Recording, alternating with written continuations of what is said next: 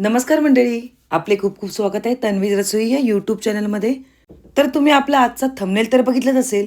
ही trick माहीत नसेल तर चवच येणार नाही. खरंच नक्कीच करून बघा आणि पूर्ण रेसिपी बघितल्यानंतर केल्याशिवाय राहणारच नाही, ही माझी नक्कीच गॅरंटी आहे. नॉर्मली आपण फ्लावर आणल्यावर काय करतो, तो आपण निवडतो आणि गरम पाण्यात घालतो आणि मग त्याची भाजी करतो. पण आज आपण या ठिकाणी जी पद्धत वापरली आहे ना, त्याप्रमाणे तुम्ही जर ही भाजी केलीत ना, तर घरातली माणसं मागून मागून खातील एवढी ही छान भाजी तयार होते. त्यामुळे व्हिडिओ कुठेही स्किप न करता शेवटपर्यंत नक्कीच बघा.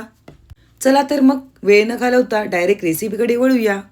तर ही रेसिपी बनवण्यासाठी आपण येथे 2 कांदे घेतलेले आहेत मीडियम साईजचे आणि तसेच 2 टोमॅटो घेतलेले आहेत.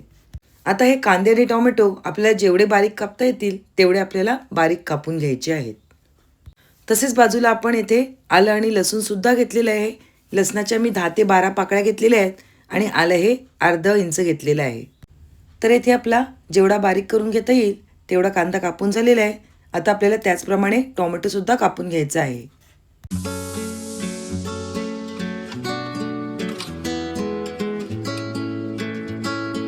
तर या ठिकाणी आपला टोमॅटोसुद्धा जेवढा बारीक कापून घेता येईल तेवढा आपण बारीक कापून घेतलेला आहे.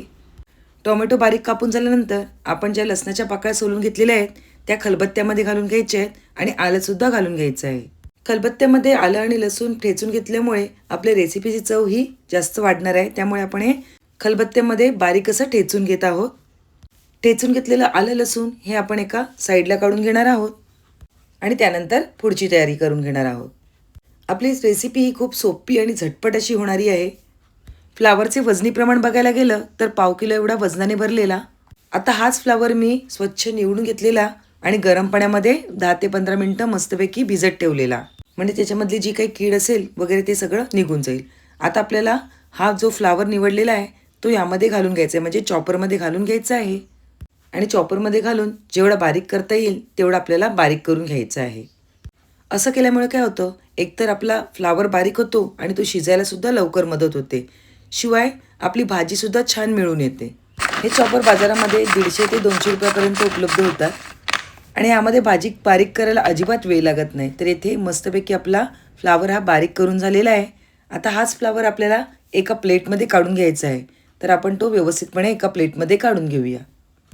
फ्लावर बारीक झाल्यामुळे दिसायलासुद्धा खूप छान दिसत आहे. आता पुढची तयारी करून घेऊया. आता ही रेसिपी बनवण्यासाठी मी गॅसवर एक पॅन ठेवून घेतलेला आहे आणि त्यामध्ये 4 ते 5 पळ्या तेल घालून घेतलेलं आहे. तेल व्यवस्थित गरम झाल्यानंतर आपल्याला त्यामध्ये अर्धा चमचा एवढं हिंग घालून घ्यायचं आहे.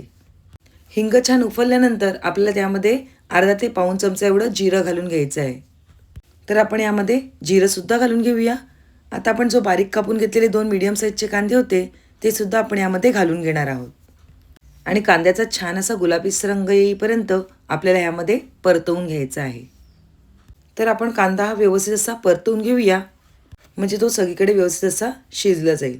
आता काय करायचं आहे, आपण जे ठेचून घेतलेलं आलं लसूण आहे ते सुद्धा यामध्ये घालून घ्यायचं आहे. तर आपण ठेचून घेतलेलं आलं लसूण ते सुद्धा यामध्ये घालून घेऊया आणि पुन्हा सर्व इन्ग्रेडियंट व्यवस्थित असे तेलामध्ये परतवून घेऊया. आता आलं लसूण आणि कांदा व्यवस्थित शिजल्यानंतर आपण जो बारीक कापून घेतलेले 2 टोमॅटो आहेत ते सुद्धा यामध्ये घालून घ्यायचे आहेत आणि हे छान असे व्यवस्थित असे मिळून येईपर्यंत आपल्याला या तेलामध्ये परतवून घ्यायचे आहेत. तर आपण हे 2 ते 3 मिनिटं छान असे तेलामध्ये परतवून घेऊया. पद्धतसुद्धा खूप सोपी आहे, फक्त थोडीशी ट्रिक वेगळी असल्यामुळे खरंच भाजीला खूप छान चव येते. आता यामध्ये कांदा आणि टोमॅटो छान शिजल्यानंतर काही आपण मसाले घालून घेऊया. तर मी येथे अर्धा चमचा एवढी हळद घालून घेतलेली आहे, अर्धा चमचा एवढी धणा पावडर घालून घेतलेली आहे, तसेच अर्धा चमचा एवढी जिरा पावडरसुद्धा घालून घेतलेली आहे. या ठिकाणी आपण किचन किंग मसाला वापरलेला आहे आणि तो आपल्याला जवळपास 1 चमचा एवढा ह्यामध्ये घालून घ्यायचा आहे. अर्धा चमचा एवढा घरी बनवलेला गरम मसाला घालून घेतलेला आहे. आता 1 चमचा एवढी काश्मीरी लाल पावडर आपल्याला यामध्ये घालून घ्यायची आहे. चवीपुरते मीठ घालून घेऊया आणि सर्व मसाले आणि सर्व इन्ग्रेडियंट एकमेकांमध्ये व्यवस्थित असे मिक्स होतील याप्रमाणे ढवळून घेऊया, म्हणजेच परतवून घेऊया.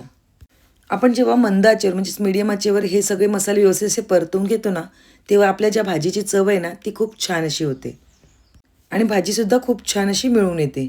आता हे मसाले व्यवस्थित असे तेलामध्ये परतवून झालेले आहेत. आता आपल्याला ह्यामध्ये थोडं पाणी घालून घ्यायचं आहे. मी येथे थोडंसं गरमच पाणी घेतलेलं आहे आणि शिवाय आलं लसूण ठेचून घेतलेलं त्याच खलबत्त्यामध्ये हे पाणी घालून घेतलेलं आहे. जवळपास अर्धा पेला होईल एवढं पाणी मी यामध्ये घातलेलं आहे. आता आपली रेसिपी म्हणजेच आपली भाजी छान मिळवून येण्यासाठी आपण यामध्ये पाणी घालून घेतलेलं आहे. आता ह्याला मस्तपैकी 5 मिनटं आपण वाफ देऊन घेऊया, म्हणजे सगळे मसाले एकदम छान असे मिक्स होतील. बघितलं ना, त्यावर छान अशी तेलाची तरी आलेली आहे. आता पुन्हा हे सगळं आपण व्यवस्थित पळीच्या साहाय्याने मिक्स करून घेऊया, म्हणजे सगळे मसाले छान असे मिळून येतील. आपण जो चॉपरच्या साहाय्याने बारीक करून घेतलेला फ्लावर आहे तो सुद्धा यामध्ये घालून घ्यायचा आहे आणि पळीच्या साहाय्याने व्यवस्थित असा मिक्स करून घ्यायचा आहे, म्हणजे त्यामुळे सगळा मसाला या फ्लावरला व्यवस्थित असा लागला जाईल आणि छान असा मिळून येईल. संपूर्ण फ्लावर या ग्रेव्हीमध्ये व्यवस्थित असा मिक्स करून झाल्यानंतर आपल्याला यामध्ये अजून एक इन्ग्रेडियंट घालून घ्यायचा आहे आणि तो इन्ग्रेडियंट म्हणजे मटार. तर मी येथे जवळपास बघायला गेलं तर अर्धी वाटी एवढे मटार होते आणि वजनी प्रमाण बघायला गेलं तर 100 ग्रॅम एवढे वजनात भरलेले. तर मी अजूनपर्यंत तुम्हाला या रेसिपीचे नाव नव्हते सांगितले, तर आपल्या या रेसिपीचे आजचे नाव आहे फ्लावर किमा मटार व्हेजिटेबल किंवा गोबी किमा मटार व्हेजिटेबल असे सुद्धा म्हणतात. अशा प्रकारे भाजी केली ना तर खूपच छान अशी भाजी आपली तयार होते. पुन्हा हे सगळं व्यवस्थित चमच्याच्या साहाय्याने मिक्स केल्यानंतर आपल्याला यामध्ये पुन्हा गरम पाणी घालून घ्यायचं आहे आणि ते जवळपास अर्धा कप होईल एवढं त्यामध्ये पाणी घालून घ्यायचं आहे, म्हणजे त्यामुळे आपली मस्तपैकी गोबी किमा मटार छान अशी शिजून येणार आहे. त्यामुळे आपल्याला यामध्ये पाणी घालून घ्यायचं आहे आणि आपल्याला एक 5 ते 10 मिनटं यावर झाकण ठेवून घ्यायचं आहे. सगळी भाजी व्यवस्थित अशी मिक्स केल्यानंतर आपण यावर वाफेवर झाकण ठेवून देऊया आणि 5 ते 10 मिनटं याला छान अशी वाफ काढून घेऊया. आता या ठिकाणी मी 7 मिनटं झालेली आहे. आता आपण बघून घेऊया आपली भाजी छान शिजली आहे की नाही. पहिले आपण सगळं व्यवस्थित असं मिक्स करून घेऊया. वाव, टेक्स्चरवरून तर भाजी खूपच छान वाटते. आता आपण बघून घेऊया ही भाजी आपली व्यवस्थित शिजली आहे की नाही ते. थोडी भाजी बघितल्यानंतर आणि हातात दाबल्यानंतर अजून थोडंसं आपल्याला हे शिजायला पाहिजे. मी एक 7 मिनटानंतर बघितलेलं, अजून 2 ते 3 मिनटं याला छान अशी वाफ येऊ दे, म्हणजे 10 मिनटं टोटली याला आपल्याला स्टीम द्यायचं आहे. आता आपण 10 मिनटानंतर बघून घेऊया आपली भाजी कुठपर्यंत छान शिजली आहे ते. तर या ठिकाणी आपलं भाजीमधलं पाणी पण मोस्ट ऑफ आलेलं आहे आणि छान अशी भाजी आपली तयार झालेली आहे. छान घरभर सुगंधसुद्धा येथे सुटलेला आहे. तर आता आपण यावर बारीक चिरलेली कोथिंबीरसुद्धा घालून घेऊया. तर येथे आपण भरपूर सारी कोथिंबीर घालून घेणार आहोत, म्हणजे त्यामुळे आपल्या भाजीला चवसुद्धा खूप छान येणार आहे.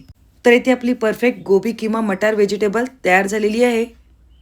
तर आता आपण यावर मस्तपैकी गरमागरम चपात्यासुद्धा बनवणार आहोत. तर इथे आपली मस्तपैकी टम्म फुगणारी चपातीसुद्धा तयार झालेली आहे. चपाती बनवण्याचं सुद्धा काही ट्रिक असतात की त्यामुळे आपल्या चपात्या छान अशा फुगतात सुद्धा आणि मेन पॉईंट नरमसुद्धा राहतात. तर इथे आपण सगळ्या बाजू व्यवस्थित चपातीच्या भाजून घेऊया आणि त्यावर तेलसुद्धा घालून घेऊया. अशाच प्रकारे आपण दुसरीसुद्धा चपाती तयार करून घेतलेली आहे. चपाती करण्याच्या अगोदर अर्धा तास अगोदर जेव्हा आपण पीठ मळून ठेवतो ना, तेव्हा आपलं पीठ छान हे फुलून येतं आणि चपात्यासुद्धा खूप छान अशा तयार होतात. चला तर आपण आपली डिश मस्तपैकी सर्व करून घेऊया. तर तुम्हाला माझी आजची ही गोबी किंवा मटार व्हेजिटेबल कशी वाटली नक्कीच कमेंटद्वारे कळवा. तसेच रेसिपी आवडली असेल तर पटकन एक लाईक करा. वाह, गरम गरम गोबी किंवा मटार आणि गरम गरम चपाती, खरंच खूपच छान ही टेस्ट लागते या भाजीची. तर तुम्ही सुद्धा तुमच्या घरी अशी ही वेगळी ट्रिक वापरून गोबी किंवा मटार भाजी नक्कीच तयार करून बघा. आणि आपली ही रेसिपी तुम्हाला आवडली असेल तर तुमच्या फ्रेंड्स आणि रिलेटिव्हसोबत नक्कीच शेअर करा. पुन्हा एक नवीन रेसिपी घेऊन येऊया. तोपर्यंत बाय बाय. थँक्यू.